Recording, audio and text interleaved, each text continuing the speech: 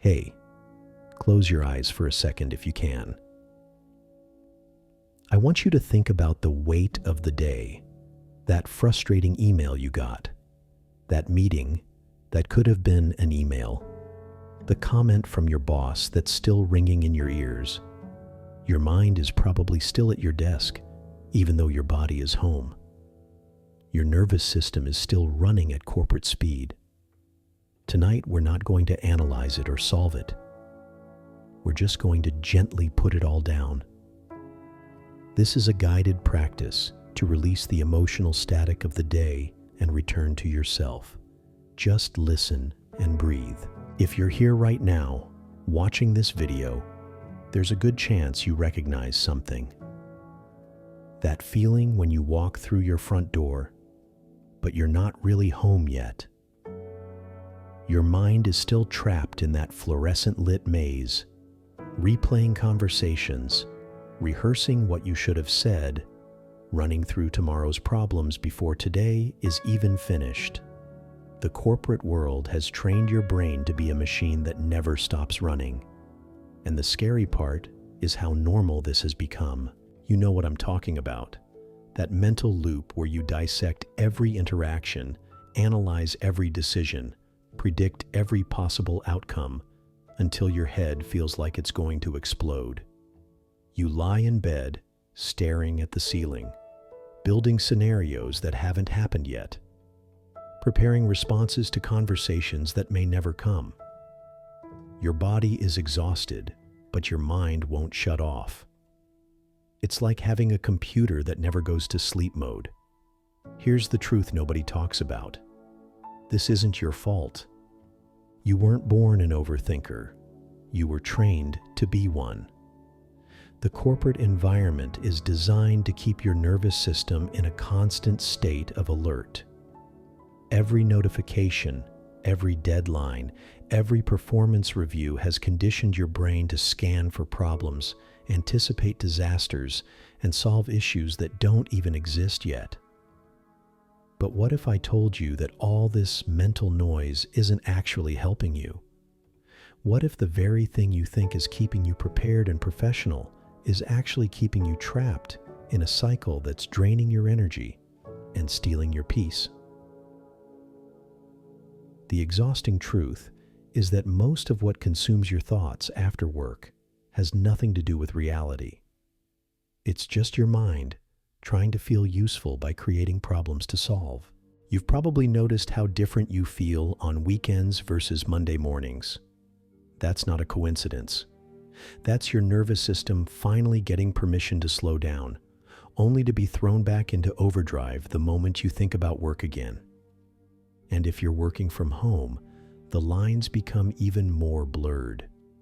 Your bedroom becomes your office. Your kitchen table becomes a conference room. And suddenly, there's no escape from the mental chatter. The most dangerous part of this cycle isn't just the stress it creates in the moment. It's how it rewires your brain over time. When you spend hours each day in analytical mode, your brain starts to believe that's the only way to exist. You lose touch with the part of you that knows how to simply be present, how to feel without thinking, how to exist without constantly evaluating your existence. Think about it. When was the last time you sat in complete silence without your mind immediately filling that space with work thoughts? When was the last time you watched a sunset without planning tomorrow's schedule? When did you last have a conversation with someone you love without part of your attention being pulled back to that unfinished project or difficult colleague? This is what corporate overthinking steals from you. Not just your evening hours, but your ability to fully inhabit your own life. You become a visitor in your own experience, always partially somewhere else, always mentally preparing for the next challenge instead of receiving the gift of this moment. And here's what makes it even more insidious. Society celebrates this. We call it being dedicated, being thorough, being responsible. We wear our overthinking like a badge of honor, as if the inability to turn off our minds somehow proves we care more than everyone else. But caring more doesn't mean thinking more. In fact, the opposite is often true. The most effective people I know aren't the ones who think the longest about every decision. They're the ones who have learned to trust their instincts, make clear choices, and then fully commit to being present for whatever comes next. They understand something that chronic overthinkers forget. You can't think your way into feeling better. You can only feel your way there. Your nervous system doesn't distinguish between a real tiger chasing you and an imaginary worst-case scenario playing in your head. Both trigger the same stress response, flood your body with the same chemicals, create the same physical tension. Except the imaginary tiger never goes away because your mind keeps feeding it, keeps giving it new reasons to exist. But what if you could change this? What if you could train your mind the same way you've trained it to overthink, except in the opposite direction? What if you could create a bridge between your corporate day and your actual life?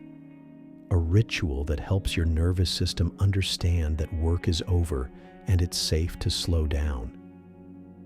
This isn't about positive thinking or pretending your work stress doesn't exist. This is about creating space between you and your thoughts, learning to observe the mental chatter without getting pulled into it, developing the ability to consciously choose where you place your attention.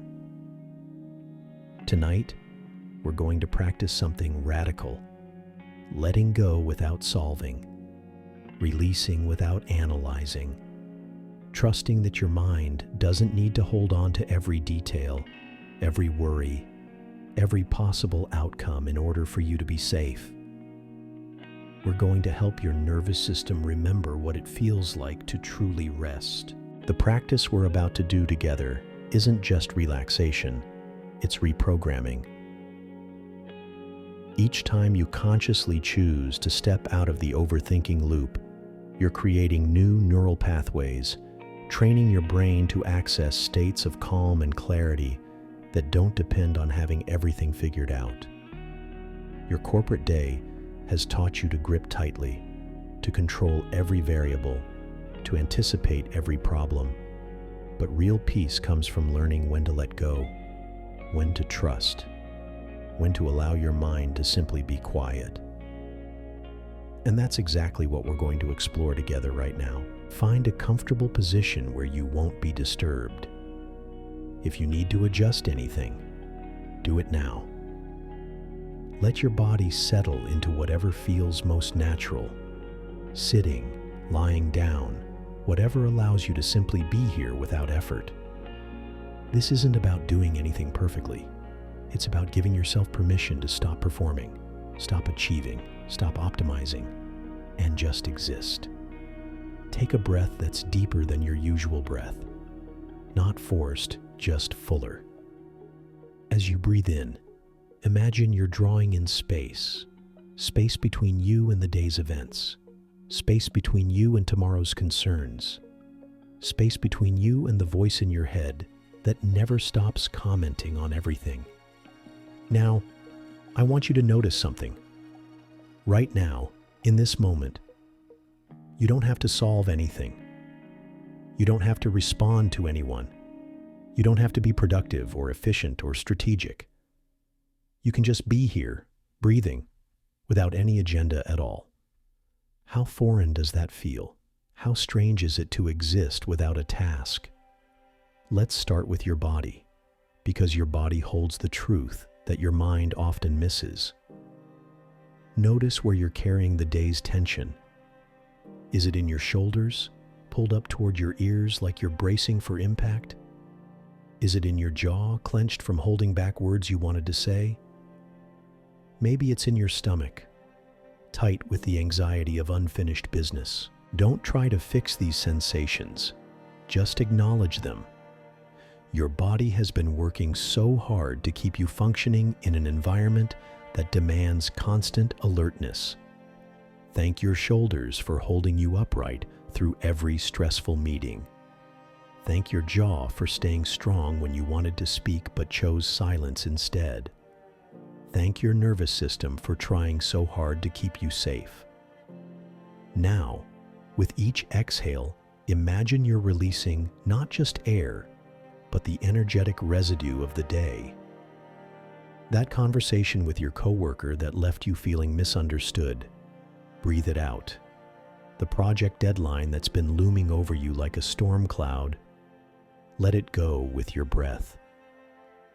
The email that triggered that familiar spike of anxiety, allow it to dissolve as you exhale. You don't need to carry these things in your body.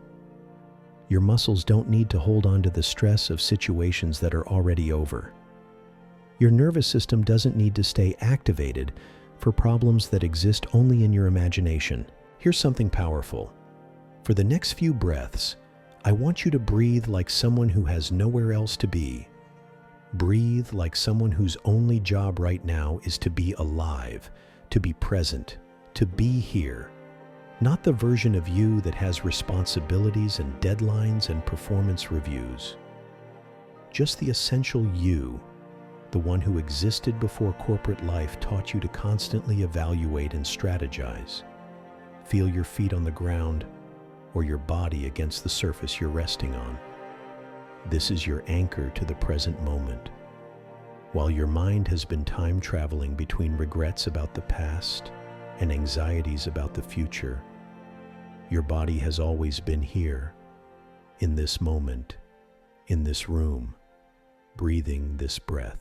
Notice how your mind wants to pull you back into planning mode. It might start listing things you need to remember for tomorrow, or replaying that awkward moment from earlier today. This is normal. Your mind has been trained to fill every quiet space with activity. But you don't have to follow every thought. You can observe them like clouds passing through the sky of your awareness. Present, but not permanent. Each time your mind tries to hook you back into the corporate storyline, gently return to your breath. Not aggressively, not with frustration, but with the same kindness you'd show a friend who keeps getting distracted. Your mind is just doing what it's been trained to do. But tonight, you're training it to do something different. Imagine that with each breath, you're washing away the identity you wear at work. The version of you that has to have all the answers, that needs to anticipate every problem, that carries the weight of everyone's expectations. Let that version rest. It served you well, but it doesn't need to run 24 hours a day. Underneath all the roles you play, all the responsibilities you carry, all the thoughts you think, there's a stillness that belongs entirely to you. It's not productive or efficient. It doesn't solve problems or generate revenue. It just is. And it's been waiting patiently for you to remember it exists. This stillness isn't empty. It's full of everything you've forgotten while your mind was busy elsewhere. It's full of your natural rhythm, your authentic responses, your capacity for joy that doesn't depend on external validation. It's the part of you that knows how to rest without guilt, how to be present without agenda. Let yourself sink deeper into this recognition. You are not your thoughts. You are not your job title. You are not the problems you solve or the goals you chase. You are the awareness that witnesses all of these things, the space in which all experiences arise and pass away. From this place of deeper rest, you can feel how much energy you've been spending trying to control outcomes that were never yours to control. How exhausting it's been to carry conversations that are already over, to rehearse presentations that may never happen, to solve problems that exist only as possibilities in your mind. What if you could trust that you'll know what to do when the time comes to act? What if you could have confidence in your ability to respond to real situations without needing to mentally prepare for every imaginary scenario? This isn't about being unprepared. It's about being present. As we come to the end of this practice, take a moment to notice how different you feel from when we started. That frantic energy, that mental static, it's still there in the background, but it no longer owns you. You've created space between yourself and the noise, and in that space, you've found something precious, your own natural rhythm. This isn't a one-time fix. Your mind will try to pull you back into the old patterns tomorrow and the day after that. But now you know the way back to yourself. You know that beneath all the corporate chaos, there's a stillness that can't be disturbed by deadlines or difficult people. You've tasted what it feels like to exist without constantly performing, and that taste will call you back whenever you need it. Remember, you don't have to think your way into peace. You don't have to solve your way into rest. Sometimes the most radical thing you can do is simply stop, breathe, and trust that you're exactly where you need to be. Your worth isn't measured by your productivity. Your value isn't determined by your stress level, and your peace doesn't depend on having everything figured out. Tomorrow, when the corporate world tries to convince you that its urgency is your emergency, come back to this moment. Come back to your breath. Come back to the part of you that knows how to be still. The work will always be there, but so will this refuge you've created within yourself. Take one more deep breath, and when you're ready, slowly return to the room. You are not your job. You are not your thoughts. You are the awareness that holds it all, calm, complete, and free.